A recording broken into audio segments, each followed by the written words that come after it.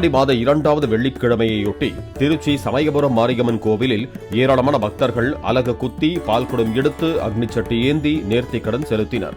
அதிகாலையில் இருந்தே நீண்ட வரிசையில் பக்தர்கள் காத்திருந்து சுவாமி தரிசனம் செய்தனர்.